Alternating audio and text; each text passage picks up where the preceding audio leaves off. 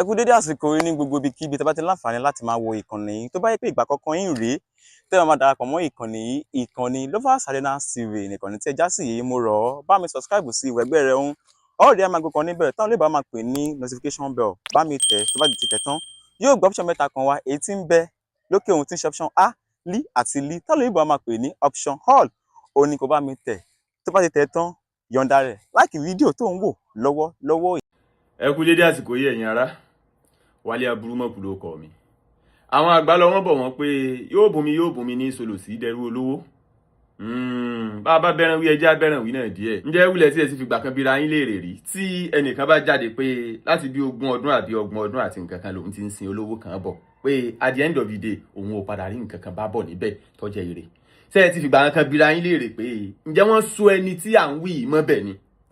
Ṣé wọ́n so mọ́ bẹ̀? Ṣé ẹ̀yin ò ti fi gbà kan bíra yín léèrè pé nígbà tí opó ń sìn yàn bọ̀ for the past 20-25 years ǹjẹ́ wọ́n á sún ọmọ bẹ̀ bí ṣé ìwọ ò lè kúrò ń bẹ̀ nígbà tó mọ̀ wípé èròǹgbà rẹ ń tí onílọ́kàn kọ bá ń tí ọ̀hún bá pàdé ń bẹ̀ mu tó ò lè kú ń bẹ̀ ni wọ́n mọ̀ pé kò ṣeé ṣe kẹ́ ẹ mọ̀ ti fi gbà kan bíra yín rí ṣùgbọ́n ìdí tí irú ẹni bẹ́ẹ̀ ò fi ní lè kú ò wọ́n sọ fún yín lónìí. sẹ́ẹ̀rí àwọn eléèbó pé where there is no expectation there is no disappointment. Ó ní ò bá fi wá pé yóò bùn mi ní solo sí dẹrú olówó ibi tí ó bá ti sí pé bóyá èèyàn ń retí nǹkan wọ́n ní wọn ọ̀ràn mọ́ lájò débi pé wọ́n retí kúlí. Where there is no expectation there will be no disappointment. Níbi tí ó bá ti sí pé bóyá òun retí nǹkan kò lè sí ìjákulẹ̀ ńbẹ̀.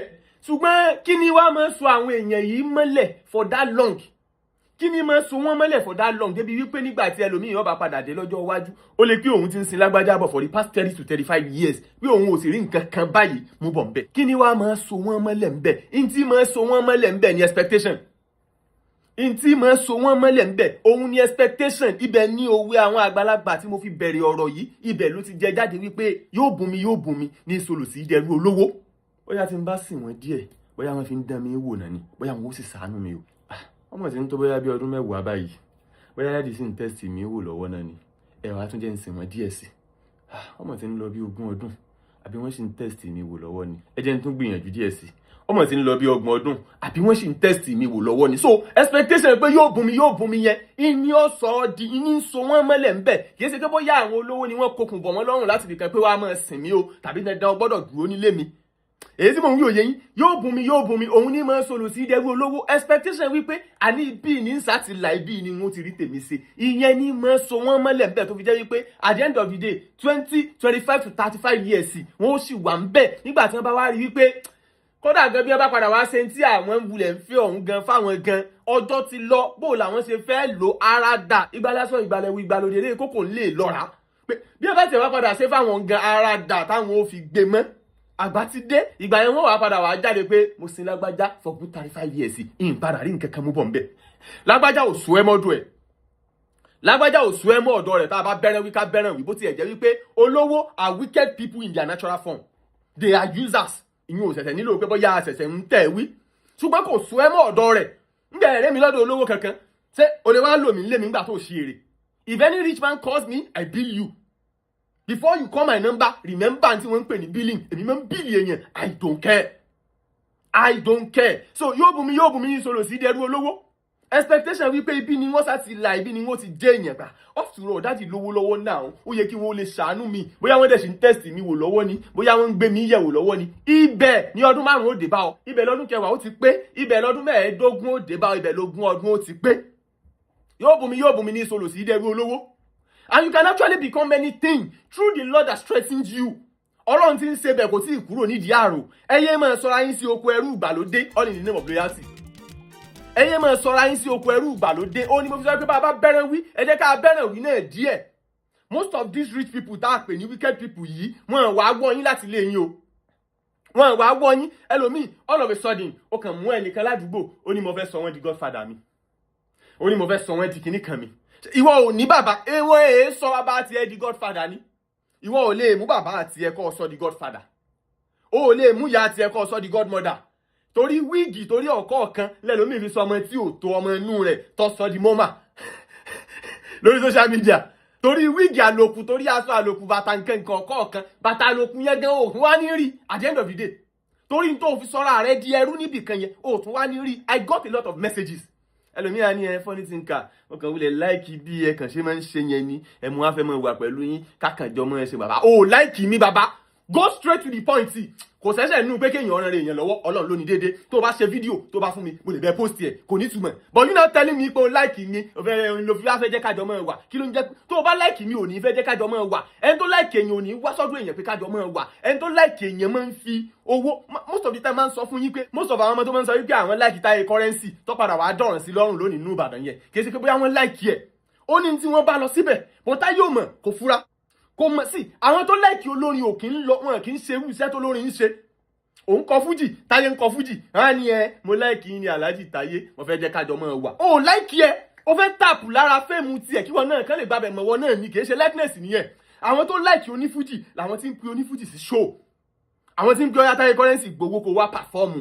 àwọn tó ń gbé lọ sí tọ̀ àwọn tó ń pàdé ẹ̀tàn fún lówó kò ń ṣe àwọn tí wọ́n wà in same business tó wà àwọn tí ìwọ tó jẹ́ wípé ìwọ tó lò láìkì ẹ̀ ṣé tó o bá ṣe ábọ̀ọ̀mù kan lọ́la tí ábọ̀ọ̀mù ẹ bá bẹ̀rẹ̀ sí ní ta ju ti Táyé lọ so o máa bẹ lọ́hùn wípé kọ́lọ́hún bẹ́ẹ̀ dín tọ̀dọ̀ tiẹ̀ kù díẹ̀ nítorí ti Táyé pé torí pé o láìkì Táyé nobody like anybody nobody like anybody àkànwulẹ̀ fẹ́ràn òótọ́ ọ̀rọ̀ ni nobody like anybody torí ẹ̀ kò kí ń yà mí lẹ́nu bẹ́ẹ̀ nífẹ̀ẹ́ mi honestly because èèyàn mẹ́ta ló wà nínú ayé irúfẹ́ èèyàn àkọ́kọ́ òun ni àwọn tí kì í fẹ́ràn òótọ́ ọ̀rọ̀ rárá àwọn èyí fẹ́ gbọ́ irọ́ ni wọ́n fi ń lò sẹ̀mí ayé irúfẹ́ èèyàn ẹlẹ́ẹ̀kejì àwọn máa ń fẹ́ òótọ́ ọ̀rọ̀ ṣùgbọ́n wọn ò fẹ́ to the point tí mo máa ń sọ dé mo dẹ̀ sọ fún yín countless time pé kì í ṣe pé bóyá mi náà jẹ́ èèyàn gidi mo fi ń sọ òótọ́ ọ̀rọ̀ but the truth must be told ìwé kan tí ẹ máa kà pé ẹ mọ òtítọ́ òun tó sì sọ yín dòmìnira sẹ́yìn ò fẹ́ dòmìnira láyé yín ni sẹ́yìn kan fẹ́ wà ní abẹ́ ìgbèkùn tí ayé òfin tán ti yín ni nobody have anything to do for you kò sẹ́ni tó ní ẹ̀kan tó fẹ́ ṣe fún ẹ kò dẹ̀ sẹ́ni tó like anybody mo ti sọ fún yín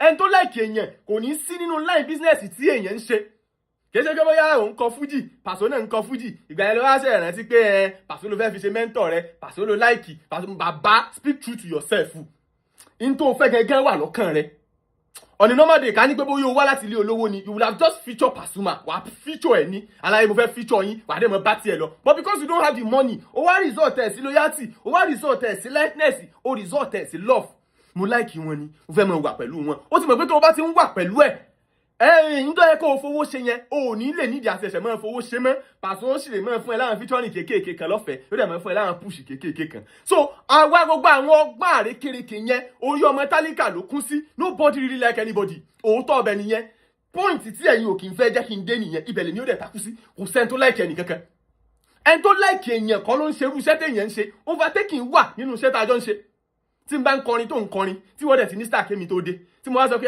Alhaji mo like yín ni mo fẹ́ kájọ mọ́ wà nǹkan overtaking wà loud and there's one thing about people àwọn tí a jọ ń ṣiṣẹ́ yẹn tá à ń gbé iṣẹ́ yẹn lọ sọ́dọ̀ wọn ìyẹn àwọn general public orí àlẹ́ kọ̀yàwó ni wọ́n tó bá ti di wípé bóyá wọ́n tún ti ń rí èèyàn tuntun kan níbì kan ìsìn náà bá sọ pé eléyìí gan tó fẹ́ mọ̀ ṣe ju èyí tá a ti ń pọ́n lé tẹ́lẹ̀ lọ that is one thing about people comparison so nobody like anybody so torí ẹ tó o bá lọ sọ́dọ̀ ẹnìkan tó o fi pé mo láìkì ẹ tán padàmọ́ sí ti ń lùlù àbòsí agbókìkí tí ó joyè sọ̀bọ kò ponú ó mọ̀ pé o láìkì òun torí ẹ náà làwọn náà fi máa ń dúró wípé ń tọ́ wá wá yẹn ń tí ojú rí ó rí káwọn tiẹ̀ tó lè fi díẹ̀ nínú ẹ̀ lé ẹ lọ́wọ́ ìwọ gan fúnra lára rẹ gan ọmọ pọ̀ lánàá kọjá ń tí ojú rẹ ó rí ń tọ́ wá wá yẹn tó ń gọ sí abẹ́ ẹ̀fẹ́ yẹn kí àwọn tó lè fi díẹ̀ nínú ẹ̀ lé ẹ lọ́wọ́ ìwọ fúnra lára rẹ ọmọ pọ̀ lánàá kọjá so torí ẹ tó bá mọ̀ wípé o ò lè tó bá mọ̀ pé o lára tí wọ́n fi ń kọlu rin don't go to rich people má máa gbé ìgbọ́kànlé rẹ lọ sí ọ̀dọ̀ àwọn olówó don't expect anything reasonable from them where there is no expectation there is no disappointment yóò bùnmi ìní mọ́ sọ̀rọ̀ sí dẹrú olówó where there is no expectation there is no disappointment má gbé ìrètí rẹ sí apá ọ̀dọ̀ wọn nobody really cares rich people are users mo understand wípé ìgbé ayé tálíkà dàbí kí èèyàn ọkàn jí lọ́jọ́ kan kó sì bá rẹ̀ nínú aginjù láì ní ohun èlò ìtúlẹ̀ tí ó fi fẹ́ lànà fúnra rẹ̀ tí ó fi jáde láì ní lọ́wọ́ láì ní ohun èlò túlẹ̀ tí ó fi lànà kúrò nínú aginjù yẹn lọ́wọ́ bígbé ayé tálíkà ṣe rí nìyẹn so one way or the other yóò mọ wọ́nà àbáyọ náà ní torí ẹ̀ ló fi jẹ́ wípé ọgbọ́n àrékérekè gbogbo ọgbọ́n oríṣiríṣi agbárí tálíkà ló kún sí orí tálíkà ló kún sí torí ẹ̀ ló fi jẹ́ wípé àwọn tí wọ́n máa ń ṣe oní à ń ṣẹ̀sìn à ń ṣe nǹkan kan padà ṣiṣẹ́ ìyanu ńlá ní abracadabra tálíkà ni wọ́n máa ń rí bájù ẹni tó lóun ń ta ọṣẹ ìyanu fọ̀kọ̀ ni ó lọ kò ní lọ sámọ́ndà o ẹni tó lóun ń ta ọṣẹ ìgbéga pure water tẹ̀síwájú ìgbéga lẹ́nu iṣẹ́ ọ̀nà dí kan ni ó mórílé kò ní lọ sí inú Bódìjà kò ní lọ sínú Olúyọ̀lé lẹ́lẹ́bú because ẹ̀yin people yìí lẹ desperate wọ́n mọ̀ ẹni tó gbé ok èèyàn kan jí lọ́jọ́ kan ó wá sí ojú odò Ògùnpa àbí nínú ìsàlẹ̀ bọ́ǹfọ̀tò lọ́hùn ó wá ń pé ìwọ táyé ń pọ́n lójú ìwọ táyé ọ̀rọ̀ gbọ́ fún Olúwa rán mi sí ọ lónìí ọmọ rẹ tó kàwé tí ò rí sẹ́hun yóò rí sẹ́ kí ọ̀sẹ̀ yìí tó parí wọ́n bá mọ̀ wípé ìwọ ni ọ̀rọ̀ Ọlọ́run bá wí bọ́ síta èwo ni ayé ọ̀kan lójú nínú gbogbo àwọn tí ń gbébẹ̀ yẹn ta láyé rọrùn fún ta láyé rọgbọ fún nínú gbogbo àwọn tí ń gbébẹ̀ yẹn ta láyé ọ̀kan lójú so it's a business strategy ó ti lo calculation yẹn àárín àwọn tálíkà ló lọ ọ wà ń lọ sọ wípé ìwọ táyé ń pẹ́ lójú ìwọ táyé ọ̀rọ̀ gbọ́ fún nínú slum nínú ghetto kí ló dé tó lọ sínú Ẹlẹ́bú kí ló dé tó lọ sínú Samanda kí ló dé tó lọ sínú Àkóbọ̀ GRA kí ló dé tó lọ sí ọ̀dọ̀ àwọn Kọ́lápọ̀ Ṣọlá estate kọ́ lọ mọ́ sọ fún wọn bẹ̀ pé ìwọ táyé ń pọ́n lójú ìwọ táyé ọ̀rọ̀ gbọ́ fún bọ́ọ̀tà kọ́ wá rọṣẹ́ ìgbéga bí wọ́n bá ti ní pọlọ́pàá sí ẹ̀ wọ́n fẹ́ mẹ́rú ẹni tó jẹ́ wọ́n fẹ́ mẹ́rú ẹni tó jẹ́ but calculation business ló lò ó mọ̀ tí ń ṣe ó lọ sí àárín àwọn aláìní ọwọ́ ń lọ sọ wípé ìwọ táyé amúmirí ẹnìkan tí ayé ń pọ́n lójú ta la yóò pọ́n lójú nínú gbogbo wọn náà ni ayé ọ̀rọ̀ gbọ́ fún so it's a business strategy àwọn aláìní náà ni wọ́n ń san owó tó pọ̀ jù sí àpò àsùnwọ̀n ẹ̀sìn lórílẹ̀‐èdè yìí àwọn aláìní ni kò sí mo ti sọ tẹ́lẹ̀ rí pé aláìní ò láìkí Ọlọ́run wọ́n kàn fẹ́ escape nínú àìrílò àìbàlẹ̀ ọkàn ayé tí ń bá wọn fínra ni no be say rich people too like God like that àwọn ọmọ Nàìjíríà kì í ṣe pé bóyá bẹ́ẹ̀ náà la ṣe láìkí Ọlọ́run tó ṣùgbọ́n a kàn fẹ́ mórí bọ́ nínú àìrílò àìbàlẹ̀ ọkàn ayé tí ń bá wa fínra ni torí ẹ̀ ló fi jẹ́ pé bẹ́ẹ̀ bá dórí òkè eléyìí bẹ́ẹ̀ bá dé inú ìjọ ẹ̀sìn eléyìí bẹ́ẹ̀ bá dé gbá eléyìí bẹ́ẹ̀ dáwọ́ eléyìí tálíkà ni ó pọ̀ jù ń bẹ̀ tálíkà ló máa pọ̀ jù ń bẹ̀ mọ́ ké lóhùn rárá bí ẹni tí ohun rẹ̀ fẹ́ yá kì í ṣe pé torí pé bẹ́ẹ̀ náà ló ṣe láìkí Ọlọ́run tó ó fẹ́ escape ni tí wèrè bá escape tẹ̀sí ó máa busy ni à ń lọ sórí òkè gbójú òrùn láti bí wákàtí 9 ká tó gbójú padà wálẹ̀ ọmọ kọmíṣánná mélòó lẹ máa bá ń bẹ̀ ọmọ mínísítà mélòó lẹ máa bá níbẹ̀ so báwọn kinní wọn èyí ṣe rí nìyẹn ẹni láti kápá ọ̀kánjúwà yín àìsí nígbàgbọ́ nínú ẹni tó dá yín òun ló ń dà yín sínú gbogbo rìbárìbò tó báyìí tó fi jẹ́ wípé bí ẹlòmíì ọba kó sínú ìgbèkùn àwọn olórí ẹlẹ́sìn kí wọ́n gba gbogbo owó èyí tó kù lọ́wọ́ rẹ̀ tí fi ń gbàrú kí wọ́n gbà yóò kó sínú ìgbèkùn olówó ìyún wọn máa fi ṣẹrú wọn máa lò ń lòyà káàkiri bí ọba kó sínú ìgbèkùn olówó yóò kó sínú ìgbèkùn míì lójú ọ̀nà àti làyí náà ni so ọ̀rọ̀ aláìní dàbí ẹni tọkàn jí láàárọ̀ ọjọ́ kan tó bára rẹ̀ nínú aginjù tí ò sì ní ohun èlò ìtúlẹ̀ tó fẹ́ fi lànà fúnra rẹ̀ jáde so gbogbo ọ̀nà náà ló máa wá wọ́n ní àìrẹ́ ní bárìn la fi pàjá láwé ẹni tó bá rẹ̀ nínú aginjù tí ò sì ní ohun èlò ìtúlẹ̀ èyí tí ò fi lànà fúnra rẹ̀ jáde tí ọ̀bọ wá yọ sínú igbó pé èmi mọ̀ náà sọmọ pé inú igbó yìí àwa làwa ní tó lè pè mí ń bọ̀dá kí n sì mú ọmọ náà yóò pápá kíákíá ni ó pè ń bọ̀dá so bóyá rí nìyẹn ìpọ́njú ló ń fa púpọ̀ nínú àwọn kinní yìí actually ṣùgbọ́n nínú ẹ̀ náà bó ṣe jẹ́ kò sí bó ṣe jẹ́ rí ṣẹ́rí ìpọ́njú yẹn bó ṣe wá ń dàpọ̀ mọ́ desperation òun ló ń thrive òun ló ń múùfù àwọn olówó síwájú òun ló ń múùfù àwọn olórí ẹlẹ́sìn síwájú torí pé ìpọ́njú yẹn dàpọ̀ mọ́ desperation like ìlànà dandan láwo kó páyọ ọrùn sùn làpárò òkú sí pé tí mo fẹ́ ìmọ̀sá fẹ́ ni o gbogbo tó bá sì gbà ní wọ́n fún àwọn olówó yẹn wọ́n ti máa ń rí desperation yẹn lójú ẹ̀ wọ́n ti máa ń rí lójú yín àwọn olórí ẹlẹ́sìn yẹn wọ́n ti máa ń rí desperation yẹn lójú yín so torí ẹ̀ it's very easier for them to do you people anyhow imagine someone omi yìí àpò kan ni à ń rà so anybody will now just come and say tẹ́ ẹ bá ti ṣe tán ẹ lọ ra omi lọ́dọ̀ ọmọ mi jí o lágbàlá omi ìtẹ̀síwájú this same omi náà lè máa bá ń bẹ̀ o wọ́n ti lọ sí factory wọ́n ti wá ike special ike kan tí ò ní jọ ti àwọn eléyìí wọ́n ti rọ́nú ẹ̀ nígbà bá wá rọ́nú ẹ̀ tán omi àpò kọ̀ọ̀kan wọ́n lè lómi ìgbéga ní 55k. This is just normal way of a reasonable thinking omi àpò kan wọ́n tà fẹ́ anybody in 55k. So at the end of the day omi ìgbéga tó rà ò ní padà gbéga omi ìtẹ̀síwájú tó rà ò ní padà tẹ̀síwájú because what do? That's just the point. Irú iṣẹ́ tó bá ń ṣe income ẹ̀ ló máa ń really determine bí èèyàn ṣe máa move forward in life most times and then iṣẹ́ tó bá ń ṣe income ẹ̀ àti iye tó bá tún padà jáde ìyẹn náà tún wà ń bẹ̀ so desperation yẹn ti máa ń really wà lójú àwa mẹ̀kúnnù, ó máa ń wà lójú wa gan. Òun ló fi jẹ́ wípé bá a kó sínú ìgbèkùn olówó, a kó sínú ìgbèkùn àwọn olórí ẹlẹ́sìn, bá a kó sínú ìgbèkùn àwọn olórí ẹlẹ́sìn, a kó sínú àwọn ìgbèkùn míì tó fi jẹ́ wípé at the end of the day ọ̀pọ̀lọpọ̀ ò mọ̀ wípé sẹ́rí bí olórí ẹlẹ́sìn ṣe ń gbà yín tó jẹ́ wípé àwọn ń gbowó lọ́wọ́ yín, bẹ́ẹ̀ náà ni olówó ń gbà yín. Ẹ lè máa rò pé bóyá o fún olówó lówó, ṣùgbọ́n sáfíìsì rẹ tó ń rẹ́ńdà lọ́fẹ̀ẹ́ yẹn tó bá rẹ́ńdà ẹ̀ síbòmíì wàá gbowó ń bẹ̀. So òun fún olówó lówó náà nìyẹn náà, olówó ń gbowó lọ́wọ́ ẹ̀ náà nìyẹn. Okay, I mentioned about the story yesterday níbi tí olówó kan ti pè mí pé kí n wá bò ń ṣe àwọn ìpolówó kan. On a normal day tí n bá ṣe ìpolówó fún tálíkà ẹgbẹ́ mi ń gbowó mi lójú ẹsẹ̀ pàápàá.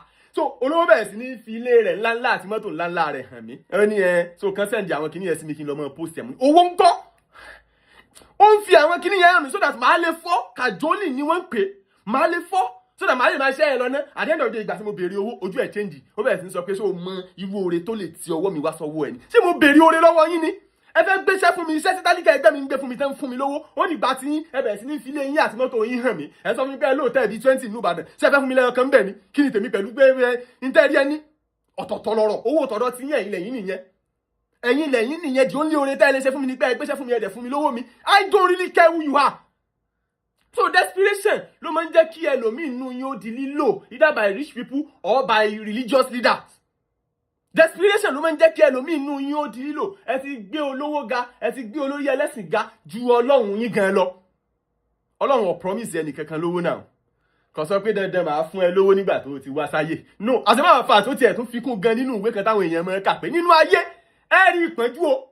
Kí ni wọ́n ń pè ní ìpọ́njú? Ìyẹn ni pé ayé eléyìí tẹ́ ẹ wá yìí ti yín ọ̀fẹ́ ta o. Ayé eléyìí tẹ́ ẹ wá yìí wọ́n bí ń jọ́ mi ìpèsè ẹ máa wá ẹ lẹ̀ ṣerú ẹ̀ mọ́. Ayé eléyìí tẹ́ ẹ wá yìí ẹ máa lẹ̀ ṣerú ẹ̀ mọ́ o. Nínú ayé ẹ rí ìpọ́njú o. Like eléyìí tẹ́ ẹ wá yìí ẹ̀ ní dẹ́rú ẹ̀wò mọ́ ń jọ́ mi o. Ìyẹn ni pé eléyìí tá a wá yìí àti wọ́ already. So you don't need to start placing people above your God or start placing people above your belief. Whatever tó bá believe nínú ẹ̀ dúró lórí ẹ̀ ọmọ àǹtí mi. Whatever tó bá believe nínú ẹ̀ dúró lórí ẹ̀, yé máa tàràkàrà rẹ̀ káàkiri bóyá yóò bùn mi bóyá yóò bùn mi ìní sọ̀rọ̀ sí dẹrú olówó. At the end of the day olówó ò ní padà bọ́ ẹni kankan, olówó kàn padà lò ẹni tí olówó bá sì wá padà lò ẹ tán. Ẹ jẹ́ àkọ́jọ wo nǹkan kan yìí ná, ẹnìkan ló kọ sí abala àríwísí fọ́nrán tí mo ṣe lánàá, ẹ jẹ́ àjọ wò ná.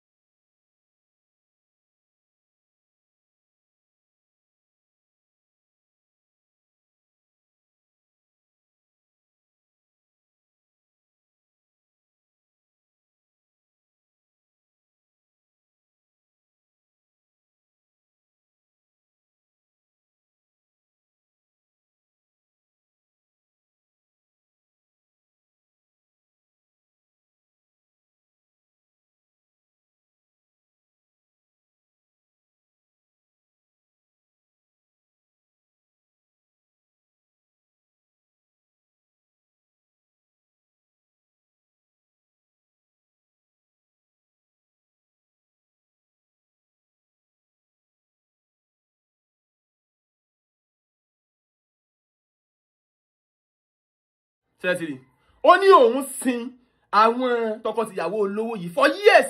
Ó ní at the end of the day nígbà tí òun rí wípé kò sí nǹkan kan gidi tó ń padà tẹ̀yìn ẹ̀ yọ fóun, wọ́n kàn ń lò òun ni, ṣe lòun back out.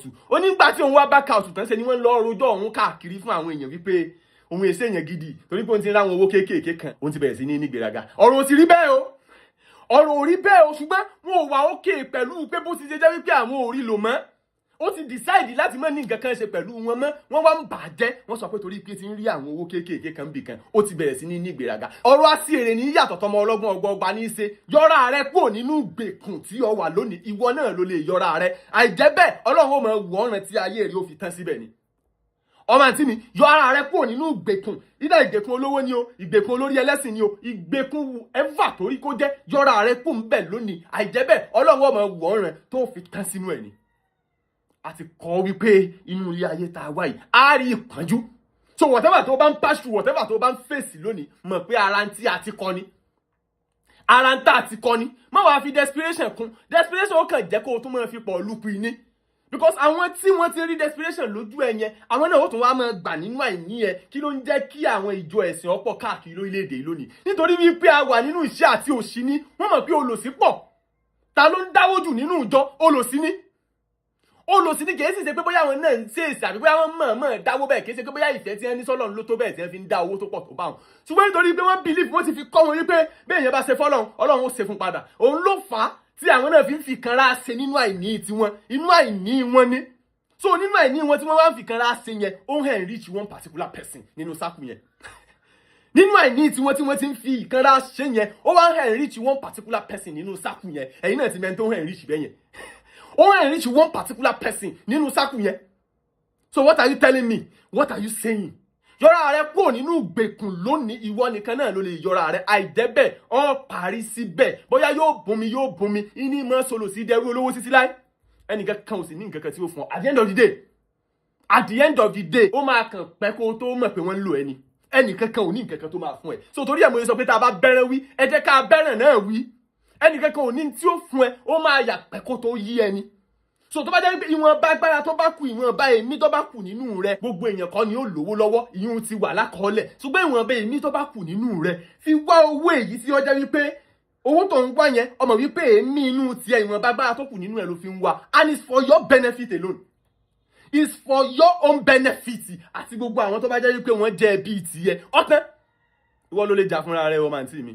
ǹjẹ́ ẹ ti ever bira yín rí nínú ìgbésí ayé wípé kí ló dé tí ọjà wípé olówó nìkan ní máa complain nípa loyalty kí ló dé tó jẹ́ pé olówó nìkan ní máa complain nípa pé lágbájá ò lóyà sí mi lágbájá disloyal tẹ̀mẹ̀lú disloyal kí ló dé tó jẹ́ pé ẹ̀ tí ìfìgbà kankan gbọ́ rí nínú ìgbésí ayé kí tálíkà ò ever complain nípa disloyalty.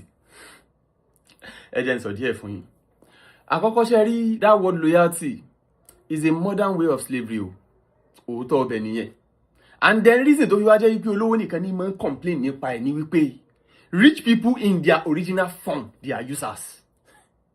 Reason tó fi jẹ́ wípé olówó nìkan ní máa complain nípa disloyalty ní wípé rich people in their original form they are users because naturally olówó believe wípé tálíkà gbọ́dọ̀ regard òun ti di ẹni àpọ́nlé kí náà ń pè lẹ́ni àpọ́nlé láwùjọ ẹni tó lówó lọ́wọ́ so ó believe pé òun jẹ́ everybody ní àpọ́nlé everybody yẹn kì í ṣe àwọn olówó ẹgbẹ́ tiẹ̀ o láàrin àwọn mẹ̀kúnnù náà ni o kí ló dé tí olówó kò lè complain nípa disloyalty látọ̀dọ̀ ọmọ olówó ẹgbẹ́ àbí látọ̀dọ̀ olówó ẹgbẹ́ kí ló dé tó jẹ́ wípé látọ̀dọ̀ tálíkà ni ẹ ti máa ń retí almost everything. Now let me tell you ẹ kì í expatiate in tí that word loyalty means sí olówó òun ní ìṣẹ́rú lábẹ́ wọn o and that is just the fact. ẹ jẹ́ ká ṣe báyìí. There was a time I got a call from a man in Ibadan here. He's a rich man. I won't mention him.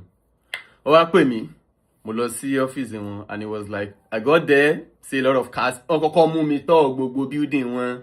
Ọmọ mi báwo ni ṣó wà? Ṣàlàáfíà ni? Ọmọ mi tọ́ gbogbo building wọn. Èmi ni mo ní bí, ọmọ mi wọ́n fi gbogbo mọ́tò wọn hàn mí. Ìgbà kan, ó mọ̀ pé gbogbo orú nǹkan bẹ́yẹn èmi o. Bẹ́ẹ̀ mú mi déwájú Tinubu, èmi ó béèrè owó iṣẹ́ tèmi bá fẹ́ ṣe ń bẹ̀ ni. Tinubu ò bá ní fèmí lówó iṣẹ́ tí mo fẹ́ ṣe fún. Máa bá tèmi lọ, máa kiri sọ́wọ́ wájú ni, mi mọ̀ ń pa ẹ̀. Mo lè máa hype kánsẹ́lọ̀ báyìí, kánsẹ́lọ̀ tó bá ń tẹ̀wó tí máa hype ẹ̀, tí máa dẹ́rì president tí máa gbójú sẹ́gbẹ̀ẹ́ kan, ọ̀tọ̀ọ̀tọ̀ lọ́rọ̀. Ọ̀tọ̀ọ̀tọ̀ ní ọ̀rọ̀ lápá bí so gbogbo mọ́tò tó ń fi hàn mí yẹn èmi ò rí bí nǹkan kan na your own car now wetin concern you asking me to come to your office and start showing me cars showing me your buildings and every other thing so now it started with ẹ bá mi send àwọn kíní yẹn sí so mo feel pé máa yẹn fẹ́ lọ sí senate ni so they start sending some flyers to me and everything ọmọ mi lọ máa post àwọn kíní yẹn lọ́nà ṣó ti yẹ kíní kan I said yes sir I charge 350,000 naira per post and he was like ojú ẹ̀ change immediately. Kò mọ̀ pé mo lè nírú mind yẹn láti lè charge òun despite showing me everything he has and all that and he was like what do you mean ìwọ mi má bàjẹ́ kẹ̀ ṣé o mọ adúrú oore tó lè ti ọwọ́ mi jáde wá sí ọ̀dọ̀ ẹni mo ní no owó iṣẹ́ tí ẹ̀yin fẹ́ gbé fún mi yẹn òun gẹ́gẹ́ ní oore tó lè wá látọ̀dọ̀ yín because ṣẹ́rí the same oore yìí náà ni mo ti fi ń tọ́jú ara mi for years owó iṣẹ́ tí mo ń bá àwọn èèyàn ṣe òun náà ni mo fi ń tọ́jú òun ní the first oore the first paramount oore tí mo lè rí gbà lọ́wọ́ ẹnikẹ́ni òun ni pé kẹ́ ẹ gbéṣẹ́ fún mi kẹ́ ẹ dẹ̀ fún mi lówó so the other every other oore pé mo lè sọ ẹ́ di lówó ṣé o máa dúró nǹkan tí mo lè ṣe fún ẹ mo gbé mọ́tò fẹ́ nìkan last week mo kọ́lé fẹ́ nìkan ní last week I don't really care. He said boy yìí ò lè lóye àjàre ẹ sílẹ̀kùn kó máa bá tiẹ̀ lọ mo ní no ẹ ní láti ṣẹ̀ṣẹ̀ bọ́ńdù mi jáde I work out myself. Why are you looking for loyalty if you are not looking for slavery wèrè? Why are you looking for loyalty? See, gbogbo ìgbà tó fi ń pè mí pé kí n wá sọ́fíìsì òun yẹn, gbogbo ìgbà tó fi ń fi mọ́tò hàn mí yẹn, tó bá yẹ pé tálíkà ló fẹ́ gbéṣẹ́ fún mi, poor people mẹ̀kúnnù bí ẹgbẹ́ mi wọ́n ń gbé advert fún mi dáadáa, wọ́n ń rojọ́ jù, ẹ ló fọ́ ní tìǹkà, mo fẹ́ gbé advert fún yín o, èló lẹ máa gbà, iye báyìí ni màá gbà o, tó bá lè san san, tí ò bá lè san máa lọ, tálíkà ò kì í rojọ́ pọ̀ jù, ṣe rí àwọn olówó wèrè yìí náà ni, wọ́n wá gba bí loyalty wọlé. Imagine him, ó fẹ́ gbéṣẹ́ fún mi, and he was now complaining about say, ọmọ yìí ò lè lóyà, wọ́n ti sọ̀rọ̀ ẹ̀. Kí ni ọ̀rọ̀ disloyalty ní í ṣe pẹ̀lú pé o fẹ́ gbéṣẹ́ fún mi, mo sọ pé iye báyìí ni màá gbà. So because o ti ń pè mí lọ́mọ ẹ̀ ń sìn, o ti ń sọ pé feel free o, anytime tó bá ti wà less busy o lè máa wá bí o. So ìyẹn ni kí èmi fi dí owó iṣẹ́ tí wọ́n fẹ́ gbé fún mi. So that is why you see people coming online every time tó máa complain nípa olówó. Because tí wọ́n bá ti rí olówó, wọ́n believe pé olówó yẹn ló máa sọ àwọn di nǹkan táwọn fẹ́ dà láyé. Rich people don't turn anybody to anything. Ọlọ́run ló ń sọ yẹn di nǹkan. And as a matter of fact, rich people will not even want you to be rich because ààyè tó wà lókè yẹn, wọ́n mọ̀ wípé tí gbogbo èèyàn bá ti wà ń bẹ̀, ipò wíwà lókè tàwọn, ó máa di tajà tẹran, ó máa liquidate, ó máa di yẹpẹrẹ. So ṣé ọmọ Ṣèyí Tinubu ṣó lè pọn Dangote lé ní? Despite all the billions, kò lè pọn lé, the only regard you can give him is daddy and all that. Lẹ́yìn yẹn, tí irú ẹ tó bá sùn tó bá jí tó bá miss call Dangote bíi méje, tí Ṣèyí Tinubu bá sùn tó bá jí tó bá miss call Dangote bíi méje, it's just a normal miss call lọ́dọ̀ Ṣèyí Tinubu. Ṣùgbọ́n lọ́dọ̀ tiẹ̀ almighty miss call ni o. O lè tún torí ẹ̀ kọ́kọ́ lọ give testimony. So reason ìyẹn tó lówó òfin ní fẹ́ jẹ́ kó lówó because wọ́n fẹ́ lose regard, the almighty regard tí wọ́n ní lójú mẹ̀kúnnù, wọ́n fẹ́ lose ẹ̀. Ìdí tí olówó fi níyì náà ni wípé tálíkà pọ̀. Tí tálíkà ò bá ti sí rẹpẹtẹ mọ́, ipò wíwà lókè yẹn ti di tajà tẹran, ó ti di pọ̀ǹtọ̀, ó ti wà liquidated. So he was like, ṣé o máa dúró oore tó lè wá látọ̀dọ̀ mi sọ́dọ̀ ẹni? Mo ní the only oore tèmi mọ̀ òun ni pé ẹ patronize mi, ẹ gbéṣẹ́ fún mi, mo ṣiṣẹ́ yín ẹ̀dẹ̀ fún mi lówó. Oore ẹyọ kan tí mo mọ̀ nìyẹn. Every other oore tèmi ò fọkàn sí ni. Ó ní bọ́ọ̀ yóò lè lóyà ẹ lè jáde. Mo ní ẹ ní láti lé mi jáde. Èmi mo fẹ́ ṣe ara mi rìn wọlé fúnra mi. Èmi náà ni màá jáde with my head up. Mo lè jáde pẹ̀lú shoulder mi tó gan pa sókè yanyan. So why is he complaining about disloyalty? Ọjọ́ wo la mọ́ra? Àmọ́ra à ń sọ̀rọ̀ sí kò ju ọjọ́ méjì lọ. O ti ń complain about disloyalty. So the only cherry ojú tí olówó fi ń wo that word loyalty, ó yàtọ̀ sí etí tí ẹ̀yin fi ń gbọ́ o. Ìtumọ̀ loyalty lọ́dọ̀ olówó ni pé bó ṣe pè mí yẹn, tó fi ilé ẹ̀ hàn mí, tó fi gbogbo nǹkan hàn mí yẹn, tó ní kí wọ́n send àwọn flyers ẹ̀ sí mi pé kí n lọ máa post ẹ̀ náà, kémi náà ó lọ máa post ẹ̀ láì béèrè owó. In tó lówó ń pè ní loyalty nìyẹn, buying things for free, like taking services for free, rendering service to them for free. In lolówó mọ̀ sí loyalty.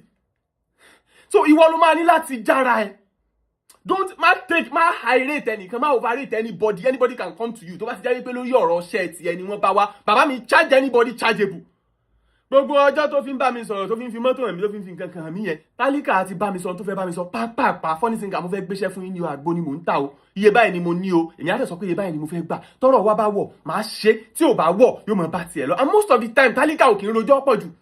So gbogbo tó fi ń ṣẹ̀ṣẹ̀ ń sọ pé kí n wá, tó fi ń fi lé hàn mí, tó fi mọ́tò hàn mí yẹn, ó ń kàjó mi ni so that màá lè fọ́ wípé dáàdì ìdẹ́ lè ṣe mí lóore o, dáàdì ìdẹ́ lè sọ mí dolówó. Ọlọ́run ló ń sọ̀yàn di gbogbo yẹn, wàá kàn mọ́ ṣiṣẹ́ ọ̀fẹ́ kiri ni. So loyalty to rich people is a modern way of slavery. A modern way of slavery. Ìlànà ìmúnisìn ní ọ̀nà tìgbàlódé. Òun ni dáwọ́ loyalty lọ́dọ̀ àwọn olówó. Ẹni tó bá ń ṣiṣẹ́ fún wọn, iṣẹ́ tí ó jẹ́ wípé wọ́n lè ṣe níta tí wọ́n ó fowó ṣe, tí wọ́n bá choose láti máa bá wọn ṣe lọ́fẹ̀ẹ́ torí pé wọ́n lówó lọ́wọ́. Olóyà nìyẹn, you are a loyal boy. Loyal boy. Loyal. So you are a loyal boy to them. But ìwọ tó bá insist lórí wípé ìwọ fẹ́ gbowó tiẹ̀ tó jẹ́ sanjú ko, ọmọ yẹn nonsense, ọmọ yẹn lé sọ́wọ́ wájú. And then kò dẹ̀ ní ti gbé kẹ́lẹ́sẹ̀ léwọ náà sọ́wọ́ wájú, tètè bọ́ta, tètè bọ́ síta. So that ẹni láti ṣẹ́rí these days, ẹni láti jókòó káṣípayá ọkàn wa káwá ro làákà ẹ̀ pé bó ni àwọn ọ̀rọ̀ yìí ṣe rí. And then there's one thing about poor people ni wípé you have nowhere to run to than your source of income. Ibi tí o ti ń ṣiṣẹ́ tó ti ń rí tọ́rọ́ kọ́bọ̀ yẹn, ibẹ̀ náà ni ibi ìsádi rẹ. You have no any other place to run to. So don't allow anybody to use you for free, all in the name of loyalty. Olóyà sí mi kò sí gbàkúgbà tí n bá pè báyìí tí kì í dá mi lóhùn. Common sensically, ẹni tí ẹmọ gbọ́n ti fi ẹnu ara rẹ̀ sọ o. Ẹni tí ó jẹ́ pé kò sí ìgbàkúgbà tó bá pè tí kì í dá ọ lóhùn. Ǹjọ́ yẹ kí irú ẹni bẹ́ẹ̀ ó ṣẹ̀ṣẹ̀ máa tọrọ owó lọ́wọ́ ẹ̀ kó o tó fún lówó. You have money for crying out loud. At the end of the day, wọ́n á ní sáwọn ẹ̀jẹ̀ lówó ni. But wọ́n ti gbàgbé tí wọ́n ń pè ní service. Èèyàn ń wá sílé yín, ó máa ń tún generator ṣe. Mechanic generator ni ó máa ń tún generator ṣe. On a normal day tí òun ò bá sí ńbẹ̀, ẹ máa ní láti pe ẹlòmíì tó ń tún generator ṣe kó wá bá yín, tẹ́ máa sanwó fún kó wá bá yín tún generator yín ṣe ni. But he has been doing it free. ẹ kàn sanwó ọ̀kadà ẹ̀ àwa àtúnṣe. The fact is pé ó wà on standby commonsensically sí kò yẹ kẹ́. So that is why I keep telling my poor ọmọ mẹ̀kúnnù people, jára ẹ, there is nothing like loyalty. That word loyalty is a modern way of slavery. Tó bá dẹ̀ wẹ̀ kó sunlé. Tó bá dẹ̀ wẹ̀ kó sunlé kó máa retí pé bóyá ẹnìkan ń bọ̀. Ṣé ẹni tó máa ń ṣe ọ̀pọ̀lọpọ̀ yín ló fi jẹ́ pé at the end of the day, after 25-35 years, ẹlòmíì á ti dàgbà wá padà wá wípé lágbájá báyìí lò mí, lágbájá báyìí lo àsìkò mi. Ara yìí ò ní nǹkan kan tán lè ṣe sí. Ìwọ náà tún máa blame wípé ṣé ó sun ẹ mọ́ lé ọ̀dọ̀ ẹ̀? Àbí ńgbà tó ti rí pé o rí ntọ́ ń wá lọ́dọ̀ ẹ̀, o lè tètè kú o. These people wọ́n máa ń rò wípé bóyá tí n bá sin daddy to some extent, bóyá wọ́n á ṣàánú mi. Kò yẹ kó. Why do you have to keep doing that? When you can actually render your service, get paid and leave the scene immediately. And as a poor person, kò sí ibi tí o fẹ́ sá lọ ju ibi tí o ti ń ṣiṣẹ́ ọwọ́ rẹ lọ. Ibi tó ń hẹ̀n ẹ lówó, ibẹ̀ ni ibi ìsádi rẹ. I have been on round table with people of timber and calibers. People tó jẹ́ pé tí n bá ń dákọ̀ ẹ mọ̀ wọ́n dáadáa. Ntí èmi máa ń pariwo ń bẹ̀ ni wípé I must get paid for my service. I must get paid for my service. Kìnìún inú aginjù ni mí. Ìwé kan tí àwọn èèyàn máa ń kà sọ wípé ọmọ kìnìún ṣaláìní, ebi a sì máa pa wọ́n. Ọmọ kìnìún ṣaláìní kìí ṣe kìnìún inú zoo o. Kìí ṣe kìnìún tí ń ṣe lọ́tọ̀ síbì kan tó ti mọ̀ ìgbà tí wọ́n gbóúnjẹ àárọ̀ wá, gbé tọ̀sán wá, gbé talẹ́ wá o. Ọmọ kìnìún inú bó ń ṣaláìní, ebi ń pa àwọn ọmọ ẹ̀ náà. So kìnìún tó ti go like 4-5 days láì rí nǹkan kan jẹ. Òun ni ẹ̀yin fi ọ̀rọ̀ loyalty lọ. Kìnìún tó ti go like 4-5-6-7 days láì rí nǹkan kan fi ba ẹnu lẹ́yìn fi ọ̀rọ̀ loyalty lọ. We are built for survival and not all these useless talks of loyalty and every other useless things tí ẹ fi ń di àwọn èèyàn mọ́lẹ̀ káàkiri. So o ní láti jára ẹ ọmọ mẹ̀kúnnù. The word loyalty bó ṣe ń sàǹdì létí tálíkà ojú bẹ́ẹ̀ kọ́ lolówó fi rí o. Kó o máa rẹ́ndà sáfíìsì lọ́fẹ̀ẹ́ òun ni túmọ̀ loyalty lọ́dọ̀ olówó. Ó gẹ́gẹ́ nǹkan tí mò ń sọ mo mọ ẹnìkan dòní. Ó sì máa tún fi owó ara rẹ̀ á fi wọ mọ́tò tàbí kó fi gbọ́kadà láti ilé ọ̀dọ̀ tiẹ̀ á fi gbé ọ̀kadà lọ sínú Olúyọ̀lé lọ́dọ̀ bàbá tí ń ṣe lóyá sí lọ́dọ̀. Yóò lọ bá wọn tún mọ́tò wọn ṣe mẹkáníìkì lẹ́ni yẹn yóò padà kúrò ńbẹ̀ tàbí gbàgbé lọ bá wọn jọ ọ́ìlì gbàgbé lọ bá wọn ṣe gbá yóò wà tó wá padà kúrò ńbẹ̀. Most times yóò lè mọ́ ní owó lọ́wọ́ tó jẹ́ pé kò ní bá dájú ilé wọn kàn pé kó lọ ṣe ni wọn ò dẹ̀ ní find ẹ̀dín fìtì ní ìròrí tí wọ́n yí pé ó yẹ kí n send owó sọmọ yà at least kó fi mọ́tò padà sílé. Ọmọ ìyá tó wá ní láti fẹsẹ̀ rìn ọmọ gẹ́ kó àgbàlagbà lẹ́ni tí mò ń wí ẹni tó ti níyàwó tó ti lọ́mọ. But the only thing tó máa ń dè yín mọ́lẹ̀ sọ́dọ̀ àwọn people yìí ni wípé wọ́n lówó lọ́wọ́ náà at least wọ́n lè ṣàánú mi níjọ́ kan. Ìyàtọ̀ ń bẹ nínú ẹni tó lówó lọ́wọ́ àtẹni tí ó ṣetán àti fún ọ nínú owó tí ń bẹ lọ́wọ́ rẹ̀. And at the end of the day wọ́n á sọ pé àwọn ò jẹ́ lówó ni. Wọ́n á ní sáwọn jẹ́ lówó kankan só pààyàn fáwọn ni. Wọ́n dẹ̀ ti wá gbàgbé wípé ó ti render service o. Ẹ wo ẹni tó ń lọ jo ọ́ìlì tó ń bá wọn sáfìsì mọ́tò lọ́fẹ̀ẹ́ kò ní gbowó but based on pé wọ́n ti mú bí ọmọ dádì kíní kan dádì yóò gbọ́kadà lọ lórí ọwọ́ tara tiẹ̀ yóò padà dé yóò ṣe gbá yóò ṣàwọ̀. This guy told me he has never received 100,000 from this person ever in life. Then why are you still there? Ó ní òun rò pé bóyá lọ́jọ́ kan wọ́n lè ṣí ìwé ìrántí kan òun. Why do you need to keep enslaving yourself over what is not? Ṣé ìwọ rò pé bóyá owó yẹn ìwọ ò lè make ẹ lórí ọwọ́ tara ti ẹni? You can actually do that yourself. So the word loyalty bí ó ṣe máa ń dún létí ẹ̀yin ọmọ tálíkà bẹ́ẹ̀ kọ́ ló ṣe rí lójú olówó. Ìtumọ̀ loyalty lójú olówó ọ̀tọ̀. In tó gbọ́dọ̀ ṣe láti lóyà sí olówó ọ̀tọ̀ ni ṣùgbọ́n bó ṣe ń dún létí ẹ̀yin ọmọ tálíkà ọ̀tọ̀ náà ni o.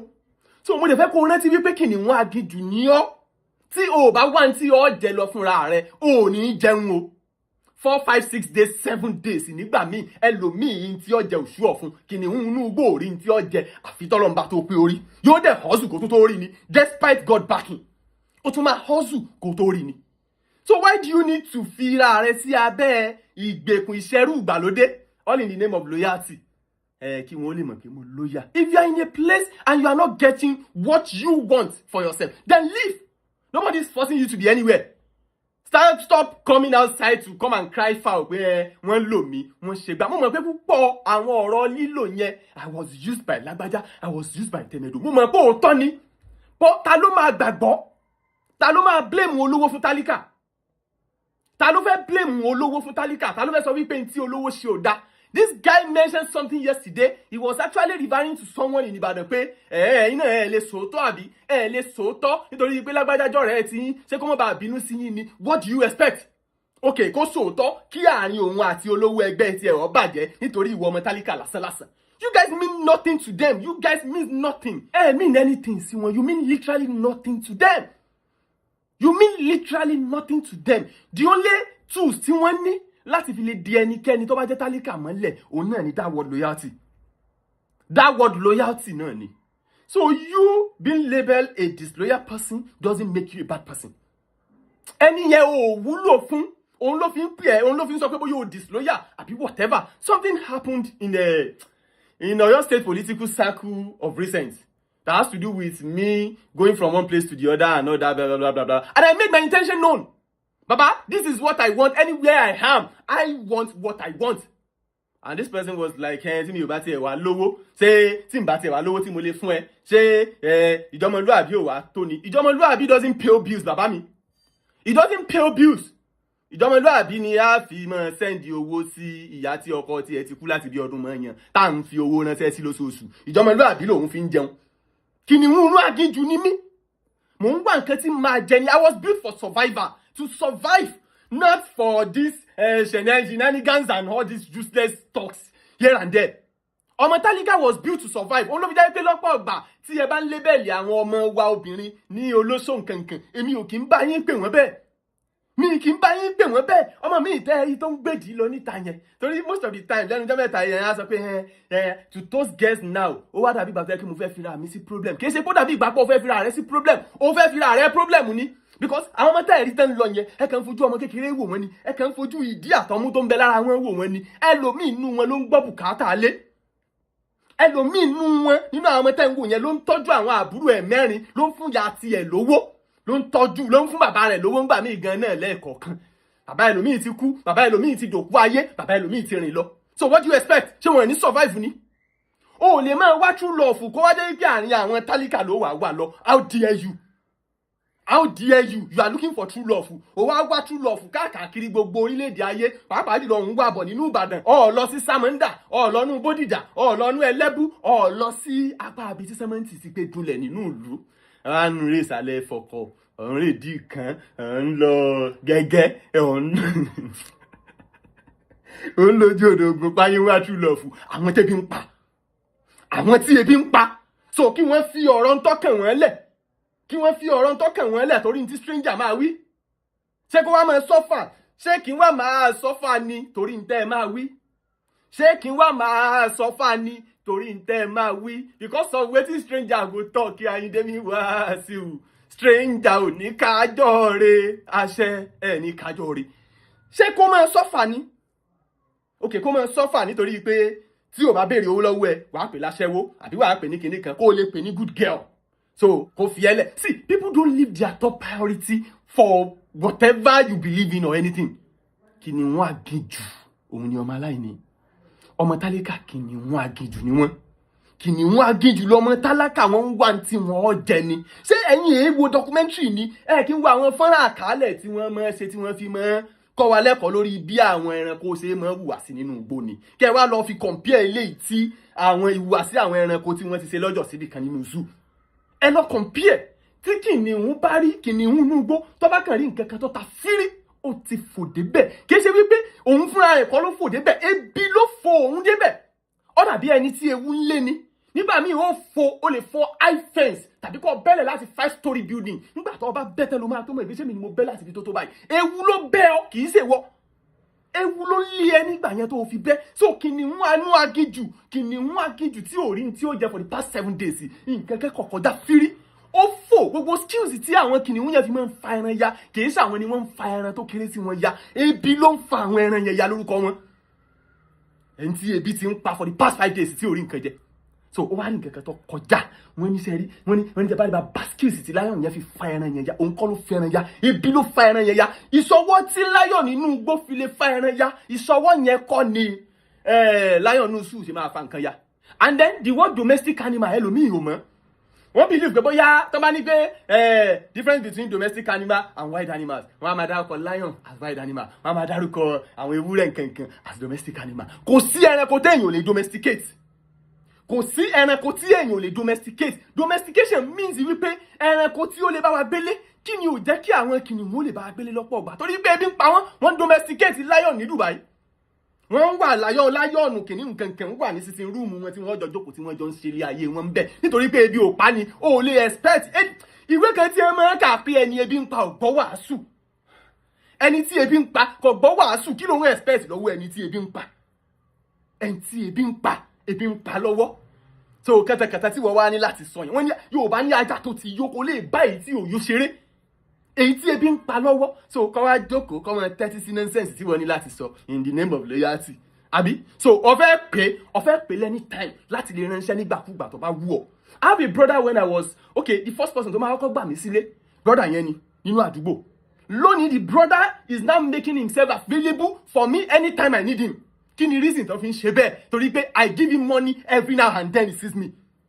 I give him money every now and then he sees me. There was a time tó declare fún mi tẹ́gbọ́n yẹn declare fún mi wípé mọ̀mọ́ bí mi léèrè wípé ibo ni mo wà mọ́ tó o bá ti need láti pè mí kàn sọ pé o fẹ́ rí mi ni.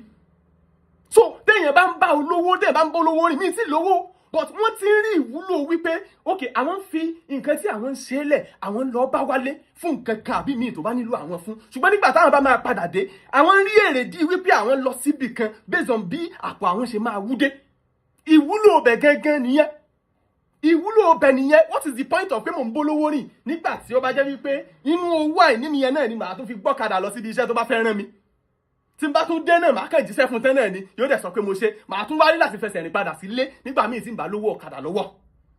There was a time my mom called me because mood lèmi fi máa ń gbé kọ́ńté mi mood mo fi máa ṣe gbogbo nǹkan.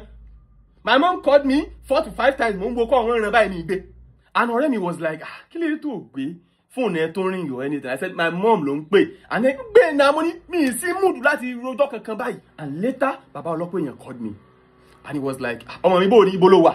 I said mo wà available sir. Kò ń ṣe pé torí pé mo loyalty kan náà ń pè yẹn mo mọ̀ tún mọ̀ wípé tọ́lọ́pọ̀ èèyàn if he called me and I went to his place kò dín kankan ní 150k. That is why I don't abuse the visitation. I don't just go to his place anyhow. But when he called me himself kò dín kankan 150k. There was a time tí mo wà ń bá kan nínú Ọ̀ṣun tó kan avenue ní Bódìjà mo ti wà ń bẹ̀ níbi ọwọ́ alẹ́ aago 8 àbọ̀ nítorí pé mo ti gba gbogbo nǹkan sára in fact ọmọ òbò gan ti wà lójú ọ̀nà tó jẹ́ pé everything ti set lálẹ́ ọjọ́ yẹn and baba called me ọmọ mi bó ló wà. I said I'm at your service sir and he said ìmọ̀ bóyá o lè dọ́dọ̀ mi lálẹ́ yìí mo lé available ọ̀kadà ó ní 2000 ló ń ọgbẹ́ni máa fún 5k ó ń fò lọ́bẹ̀ ni láti mo dé bẹ́ẹ̀ yẹn alára wa 550,000 ni mo mú kúrò ń bẹ̀ lálẹ́ ọjọ́ yẹn ìdí tí mo fi mú owó tó bẹ́ẹ̀ kúrò ń bẹ̀ mi ní sọ yẹn fẹ́yìn. So why do I need to tell you wípé iṣẹ́ tí mò ń ṣe pẹ̀lú bàbá ọlọ́pọ̀ yẹn kì í ṣe loyalty iṣẹ́ pé n tí màá jẹ mò ń rí níbẹ̀ ni n tí mo fẹ́ jẹ mò ń rí níbẹ̀ so mo wípé reason pé tí mo bá rí kọ́ yìí wọ́n mọ̀ wípé nǹkan tó reasonable àtẹ̀yìn ẹ̀ yọ ìyẹn lásán tó láti stand by anybody forever ìyẹn lásán tó not by máa rin àwọn èèyàn lọ́fẹ̀ẹ́ kàn máa promise wọn máa fọkàn wọn balẹ̀ lórí irọ́ ẹlòmíì ẹnu lásán yóò bẹ́ẹ̀ fi ya ìṣòro ẹ sí wẹ́wẹ́ báyìí yóò sì sọ di pẹ̀tẹ́lẹ̀ pẹ̀lú ẹnu lásán ìṣòro yẹn sì wà ń bẹ̀ in actual sense ìṣòro yẹn wà ń bẹ̀ in actual sense. So ẹ lọ mọ bí wọ́n ṣe ń fún àwọn tó bá ń tẹ̀lé yín lówó kò sẹ́ni tó sọ pé kẹ́ ẹ sọ wọ́n dolówó kò sẹ́ni tó sọ pé kẹ́ ẹ sọ wọ́n dọlọ́rọ̀ but ẹ lọ mọ bí wọ́n ṣe ń fún wọn lówó ẹ máa fún àwọn tí wọ́n ń tẹ̀lé yín lówó when you call someone pé kó wá bá ẹ mọ bí wọ́n ṣe ń fún lówó mọ́tò kọ́ sì demand ẹ̀ mi ò ever pè yẹn rí pé kó wá bá mi kí n má fún ó kéré tán nínú ìgbésí ayé tí n bá ní pé kó wá bá mi láti inú Ìbàdàn sí Ìbàdàn 10k lówó ẹ transport fare tó bá jẹ́ pé mi mo ní kó wá tínú mi bá dẹ̀ tún dùn jù mo tún lè sọ 25k. So people that knows me wọ́n mọ̀ dáadáa.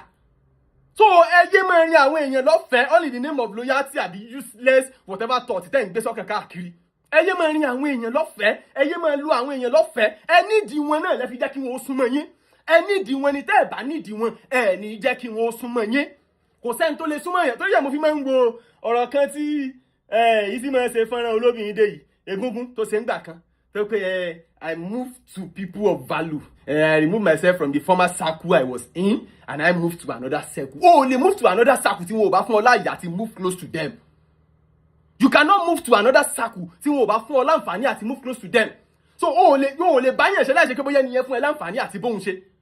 So for you to have allowed person láti bá yín ṣe, ẹ̀yin náà mọ̀ tí ẹni yẹn fẹ́ offer ni, ó lè mọ̀ lówó tó fẹ́ offer yín, but ó ń offer àwọn services míì. Gbogbo àsìkò ẹ̀ tí ń fi ilẹ̀ sí fi mọ́ bá yín lọ gbá, lọ àwo, lọ kòkó bá bá sásùn. Tó bá fi àsìkò ń ṣe nǹkan míì náà, owó ni yóò mú wọlé fún. Owó ni yóò mú wọlé fún. Ẹ gbàgbé ọ̀rọ̀ loyalty, ẹ mọ̀ wà responsible, ẹ mọ̀ fún àwọn tí bá ń ṣe dáadáa, àwọn tí wọ́n bá ń serve yín one way or the other, ẹ mọ̀ fún wọn ní nǹkan. Ẹ gbàgbé ọ̀rọ̀ loyalty tẹ́ fi máa wọ̀nyẹn lẹ́rú káàkiri. Kọjá bó ti lóun ó jẹ òjàre ẹ̀yin alára wa àbọ̀rọ̀.